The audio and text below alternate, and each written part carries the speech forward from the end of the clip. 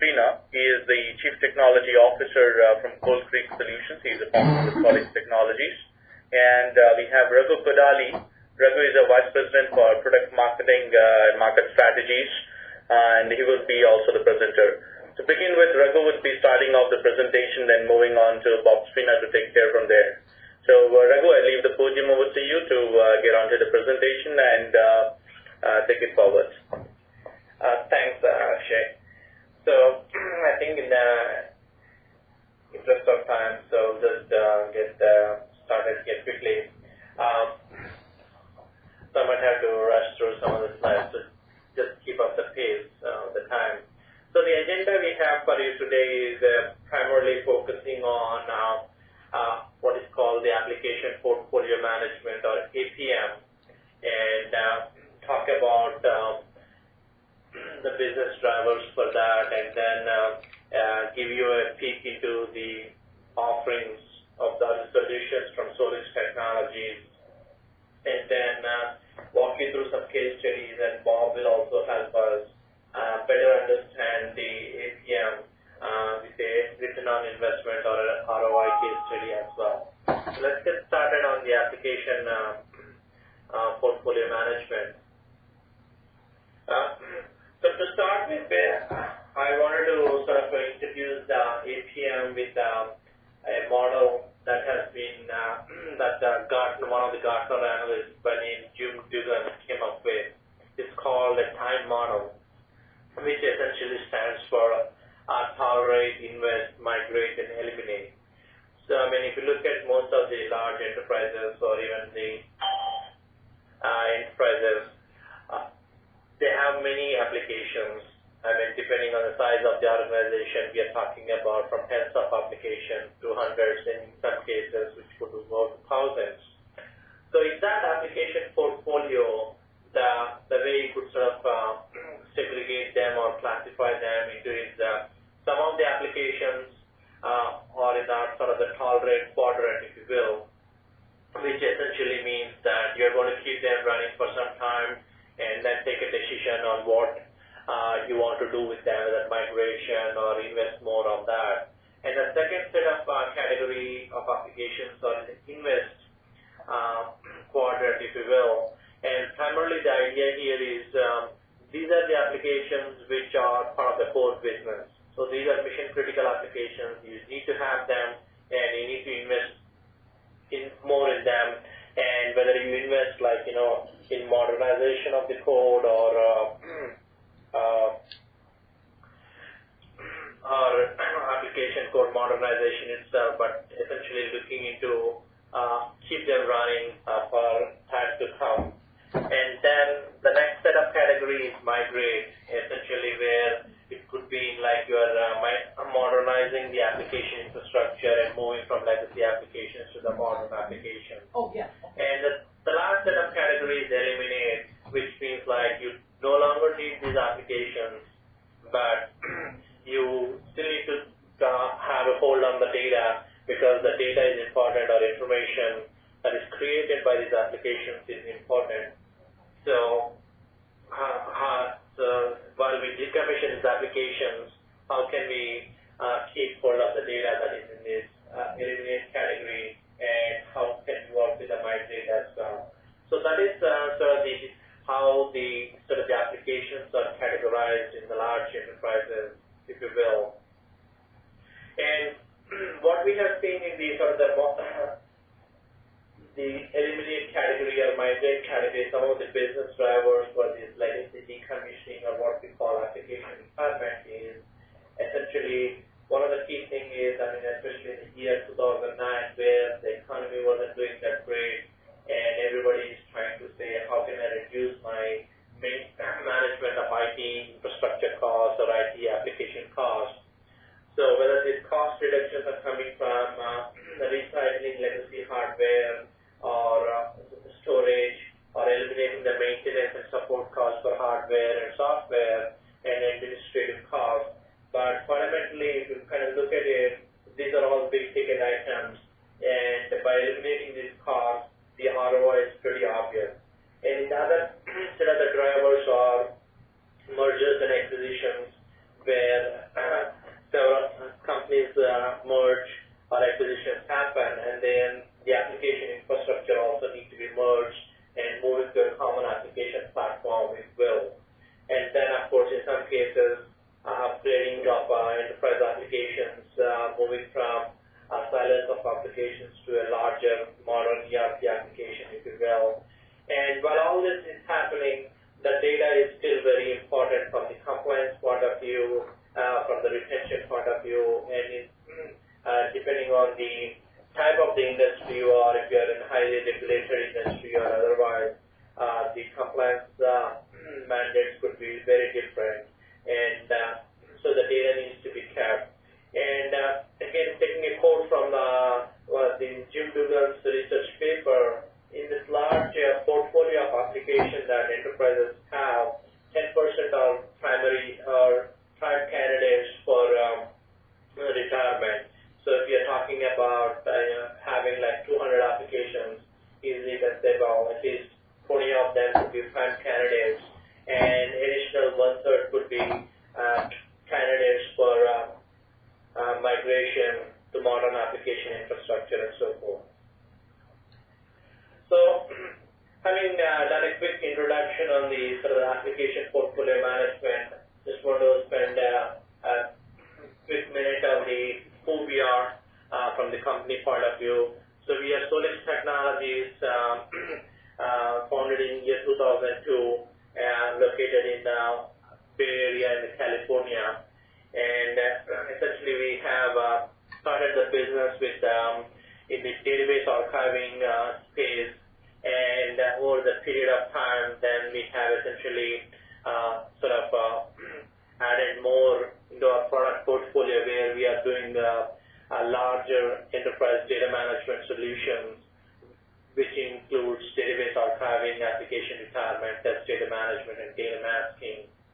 And in the last 18 months or so, we have invested heavily in this application portfolio management and have done some innovations, and one of them including the appliance which you are seeing in the left-hand corner, which is called the Solix XApps, which is the industry's first application retirement appliance, and I'll talk about that in the next few slides as well. And from the larger enterprise data management solutions point of view, what problems we are solving. One is the database archiving, where we are looking at 80% of the data is typically not used in production databases or used only in read-only fashion. So which means you are paying higher storage cost and performance is going down.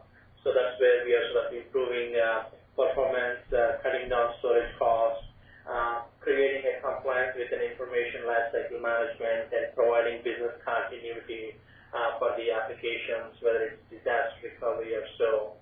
And then on the application retirement, which we just talked about, focusing on reducing the maintenance costs, having access to the legacy data from compliance point of view, discovery point of view, as well as general query point of view, and also sort of moving to the 390, where you can cut down the infrastructure as well by reducing the number of servers and storage. And then the third is test data management, essentially creating technology where you can, instead of making a full-sized database copies for test development and other kind of activities, you can do data subsetting with the technology so that you can cut down storage costs and improve productivity and time for the IT application developers. And an add-on to that is, once the data is actually moved into the non-production environment, how do you actually secure the confidential information such as credit cards, customer information, and so forth? That's where our data masking technology sort of comes in. But in this session, we are going to primarily focus on application retirement. And as a company, again, primarily we are focused on two things. One is managing the application data assets, and second is protecting the application data assets.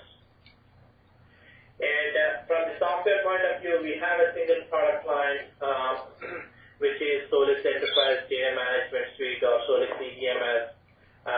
And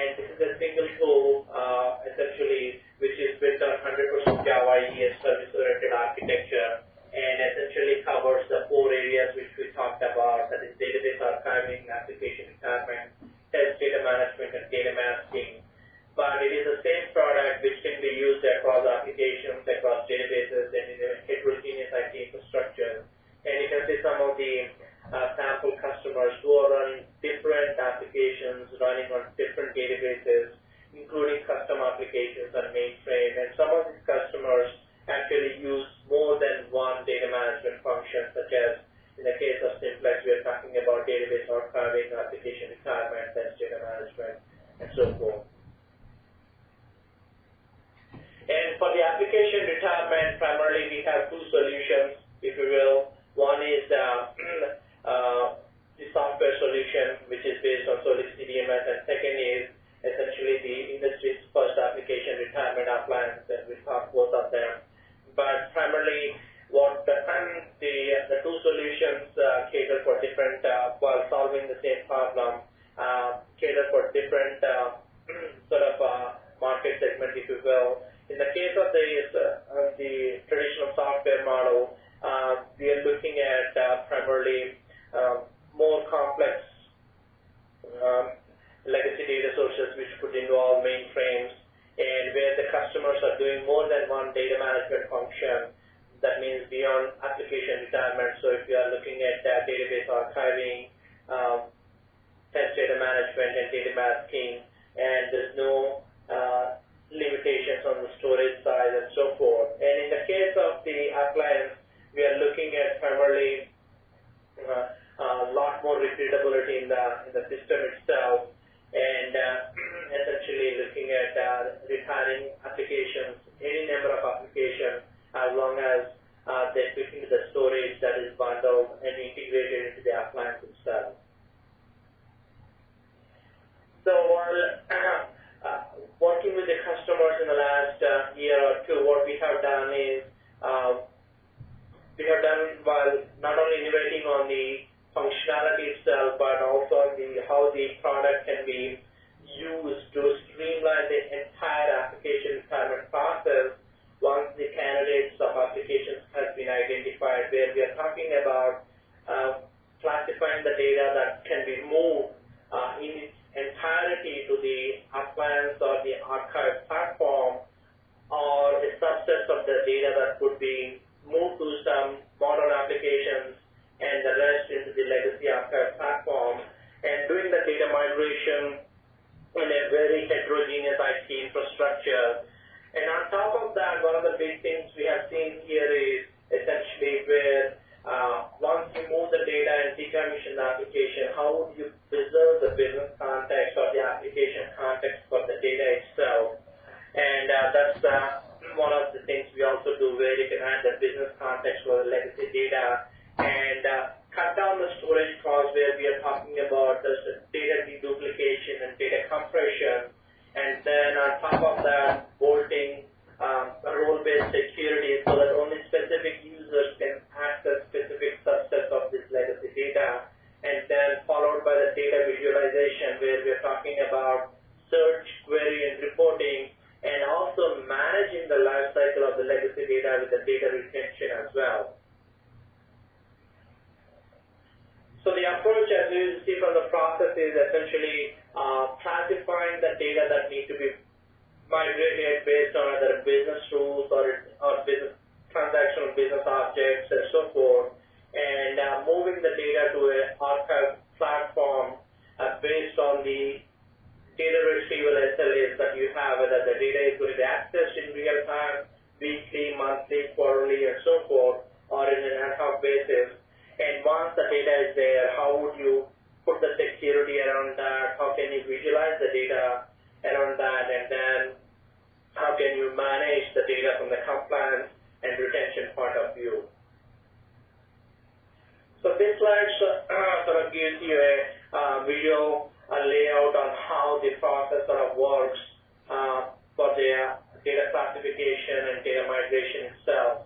So if I'm moving from the left-hand side to the right-hand side, essentially we typically see a wide range of categories for these applications, which include mainframe applications, custom applications, packaged applications, or data warehouse applications.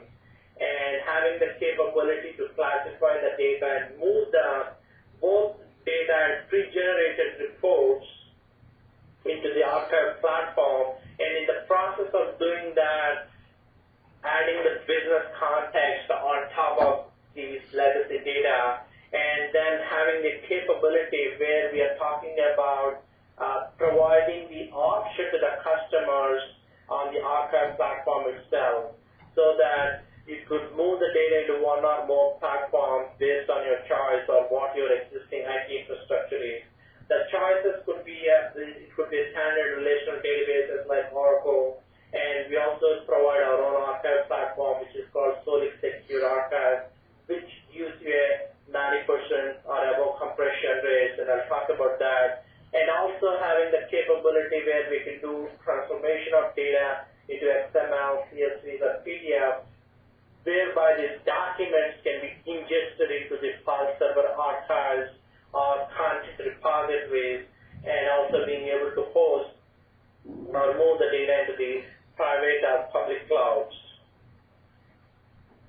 And once the data is essentially moved to the archive platform, then comes the next aspect of it, which is how do we visualize the data, how do we access the data, and how do we manage the data, both from a security compliance point of view. And that's where we have what we call the Application Portfolio Manager, which allows you to do both the visualization of the data, security aspects, as well as the data retention.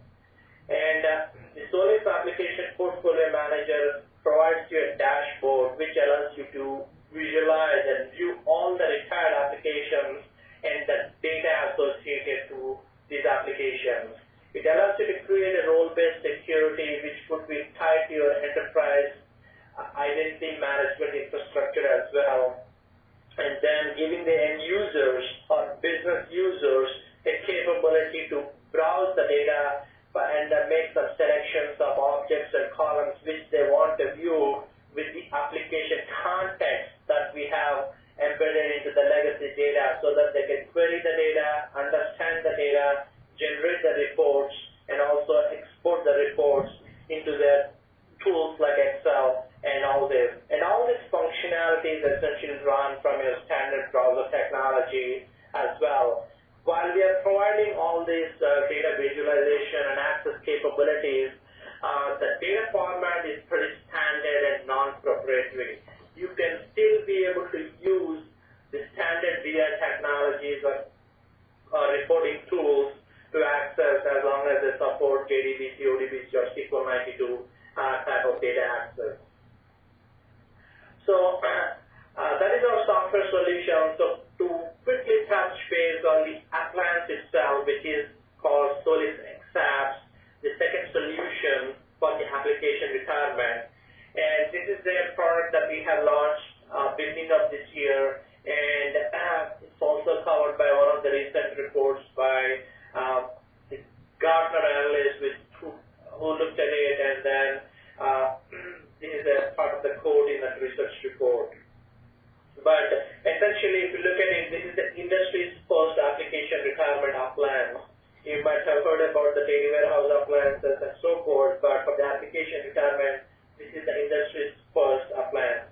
And what we have done is we have integrated the server, storage, database with 90% data compression, and then added the Solix EDMS application retirement software, which we just talked about, all into one device, so that we can deliver the simplicity, rapid implementation, quick ROI, and lowest total cost of ownership. In terms of the simplicity, we actually literally mean it is simple enough to get started for the enterprises, which means plug and start the application retirement. And when I say that, when you get an appliance, you're going to power it up, hook it up into the network, and then there are three things you're going to do. One is set the date and time for the system, set the time zone for the system, and then configure the IP address for the appliance. And then once you are done, the next is launch a browser, and then the application retirement software is ready to go. And essentially now that you have identified a candidate application, you should be able to start the data classification and application retirement process.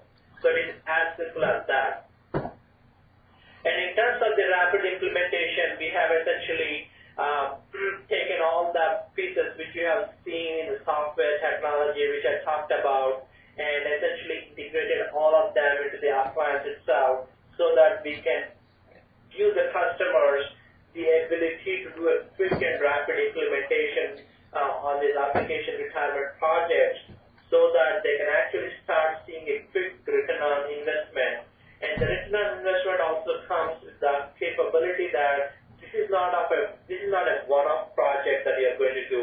So if you have 4 applications or 40 applications, the process is going to be the same. So you identify the application and you take them through the process which is shown here, and the appliance helps you to do that.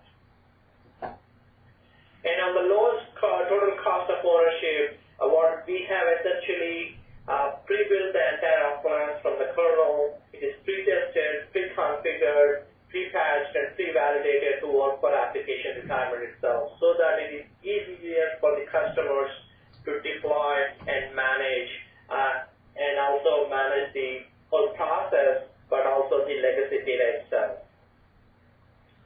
So before I pass on to Bob for him to talk about the return on investment, I want to do a quick look at some of the customer case studies from the projects we have done. And this is a case study about a global manufacturer, and essentially where they have started from a single application, and from their point of view, they were moving to a much more larger ERP application across divisions. And the first application was JD Edwards. And then once they have done that, they have expanded it to 50 or more applications with about 12 terabytes of data. But again, the business objectives are still the same, which is reducing the IT infrastructure cost and application infrastructure cost and consolidation. And essentially, this is where we have used our Solix EDMS application retirement software, and with an Oracle database repository or the data archive platform itself, and using the Solix View Builder technology to preserve the application context and application portfolio manager for data visualization and security aspects. And the customer have actually projected a cost saving of $12 million over 3 years. And the second is about a little different use case from one of our customers, where they have actually divested one of their divisions, and they had to actually move the data from their Oracle E-Business Suite so that they can actually split the application, but not the application, but the data in the application with its context in its entirety to the divested division itself. And again, that's where we have used the Solix EDMS application retirement solution to do bulk data migration with the criteria of building the transactional business objects and so forth. And the third use case is again where we are looking at one of the clients in the financial services industry, and again, this is a JD Edwards application, and they were essentially modernizing the application infrastructure and moving to a larger ERP, which was Oracle E-Business Suite. And again, the software, which the solution we have used is Solix Enterprise Data Management Suite, and of course, using the View Builder technology to build the business context and application portfolio manager to manage the compliance and security aspects, but also allow the visualization of the data through the Oracle BI reporting tool, which is Oracle Discover. So, for jumping on to the ROI case study with Bob, want to take a quick minute to talk about the partnerships we have with the Oracle as such. And so, we have a great partnership with Oracle across all different groups, and Oracle also actually OEM the technology for the database archiving so that they could actually embed that into one of their vertical industry applications in the financial industry as well. And we also work closely with the Oracle Data Masking Pad group to provide them with application awareness as well. And also we have done integration with the Fusion middleware technologies such as content management infrastructure so that we could the capability to ingest the retired data into the which has been transformed as CSVs or XMLs or PDFs and be managed by Universal Content Management.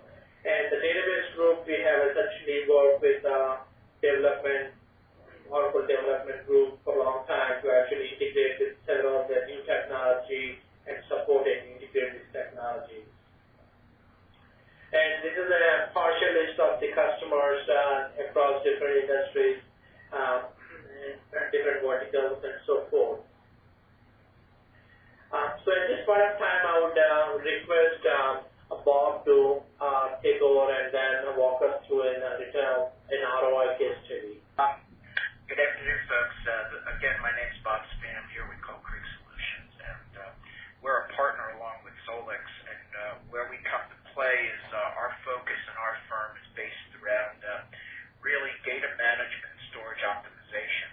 And one of the things we do and have developed actually some intellectual property around is economic modeling around storage and data management. And so one of the things we're doing here, and particularly work with Solix and their clients, is to do the case studies and the business cases and do the actual ROI analysis for the client, particularly when they're considering purchasing the Solix product. In addition, as was mentioned by Raghu, is the whole thing about data classification. What can be archived? How much data is really required? What we have actually developed additional intellectual property around is doing that analysis and actually building out the application tiers, the data classes, and how that maps onto various types of storage. In addition, we have a number of other advisory services, but that's where we stand. And in this case, we've done an analysis both for the archiving component of the Solix and the application retirement, and I've done this from an actual client situation here. So for you folks out there, if you have questions, please feel free to speak up. I'll take a few minutes to go through this, and we'll take questions at the end also. So what I'm going to tell you is just talk a little bit about the storage factors just to make sure we're all on the same page. Talk about what we do is when we do this is we take a look at the current state storage environment and we do what we call a baseline. And that baseline then takes and we look at what are the what-if scenarios such as application retirement and or archiving and test data subsetting. And when I say that is test data subsetting is taking, when we do test data, do we really need a full-blown database versus copying over the entire one? Can a smaller subset be done? The Solix tool does a very nice job of doing that, and also, as pointed out, does the data masking or the sanitizing of the data, particularly for test QA environments. We'll summarize the results and then close up with some questions. Very simply put, as we know, as the value of data continues to go up, it grows exponentially quick, somewhere between 40 and 100%. And in terms of that, the cost for that go up 3 to 5x. And so, and also we point out just the budget really around IT staff, the storage, and just the operating expenses associated with it. The other interesting thing is data grows because of the replication and duplication of data, just pointed out as in terms of copies across test and data and training environments. Storage grows probably 20 to 30% on top of that in order to try to maintain. And our experience is that typically I would have to say 95 to 98% of the folks out there keep everything forever. So those numbers continue to grow and become very costly. And in particular, what I talk about here is that the prices for storage. Now, a Class 1 machine, as pointed out at the top of the chart here, says that, and what I mean by a Class 1 machine, I would be talking about an EMC DMX or an HDS 9000 series or even an IBM XIV. The market today is probably playing between $12 and $20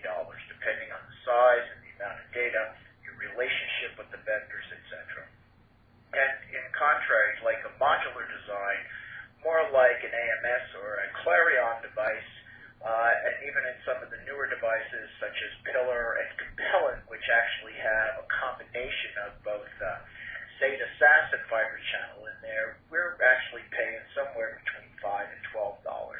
So there's a dramatic difference, a 40 to 50% difference in cost, depending on the types of storage. And so one of the things we do is say, particularly as we talk about archiving, the data can still be available and the application can be aware of that data, but there's no need to keep it on a Class 1 or Class 2 machine when possibly a Class 3 or Class 4 machine would suffice.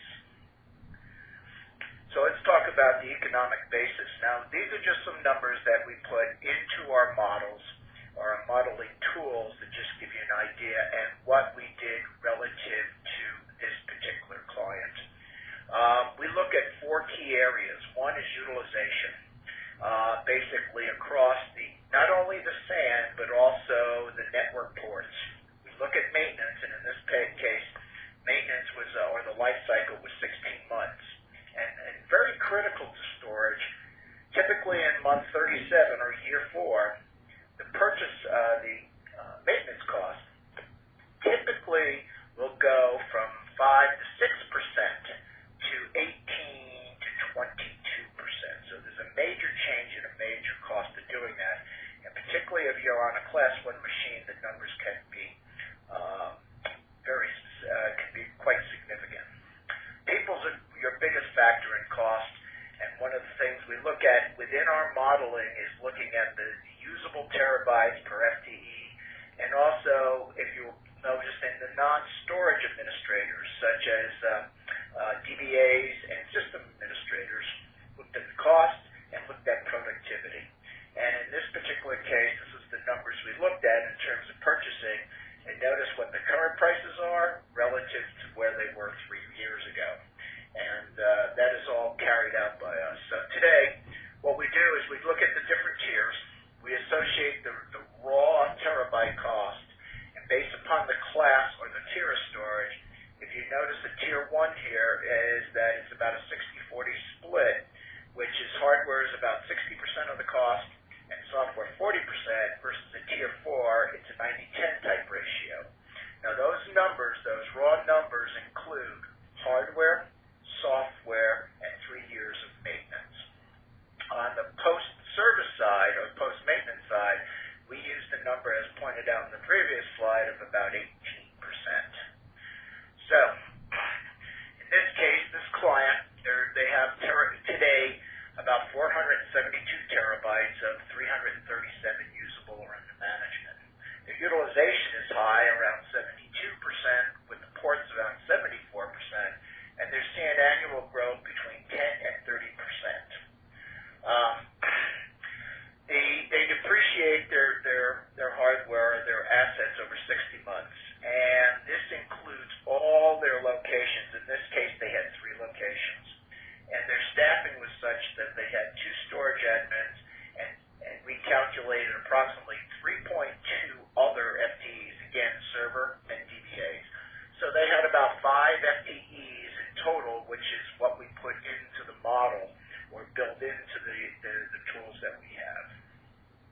So in this case, they had an overall cost of across the 5-year period of about $16.5 million.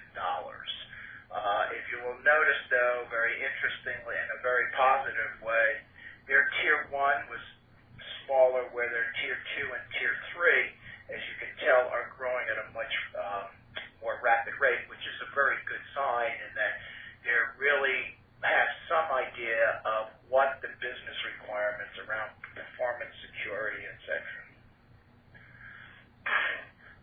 Their operating expense, and here's what we looked at it, where the real growth was, and the real growth was in the Tier 2. These are models and or charts that we actually generate from our tools.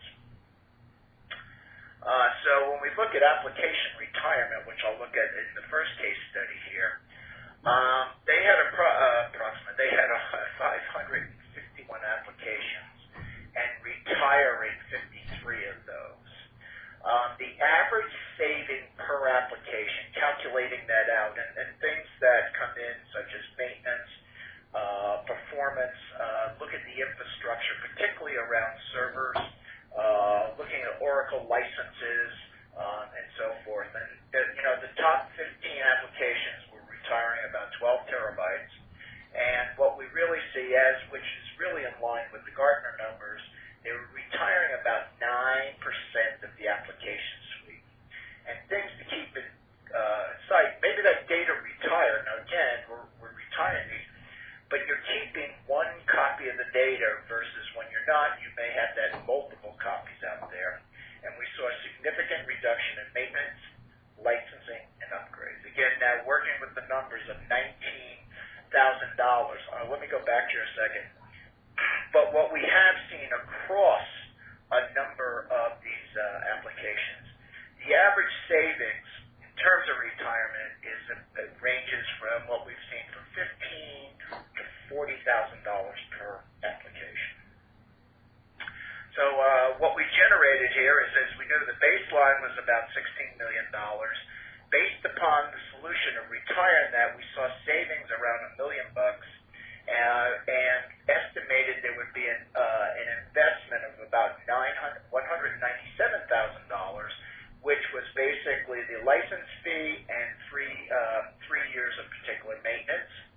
And what we saw here is that the payback was at approximately 4.6 months. Just overall, in terms of payment, what we've seen is seeing numbers, quote, typically at or below 1 year in terms of actually returning the investment or getting the payback into the organization. Any questions before I go on?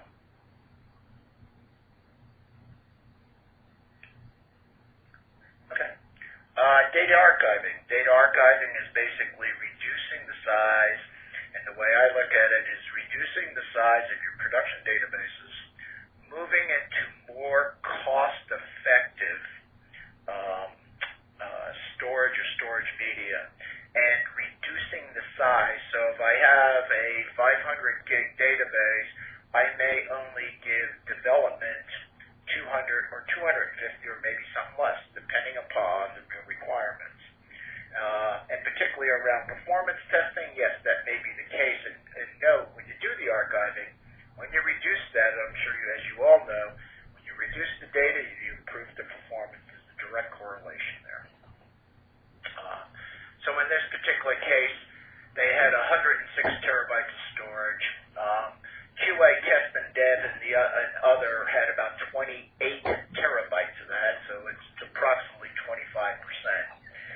In addition, in this case, we reduced the database by 50%, okay? And typically what we have seen, from those of you familiar with the Enterprise Strategy Service Group, they say approximately the average amount of dormant data is approximately 68%, of which is what online. Conservatively speaking, we looked at taking 50%, giving a little, so to say, guard band. In addition, we took the QA test and the dev replicas and reduced them by 50%. Although typically, again, we said what we have seen is 67. Again, taking a conservative approach. We looked at CapEx spending, which is capital expenditures and operating, and where the savings came around is performance, infrastructure maintenance, and DB licensing, and some other facets. So what we found here, based upon a $16 million budget, we saw a $500,000 saving, or a 3% reduction in their overall cost, with a savings of almost $400,000, and they recouped those dollars within an estimated 12 months. Again, as we mentioned, it's typically 12 months or less where we're seeing the payback.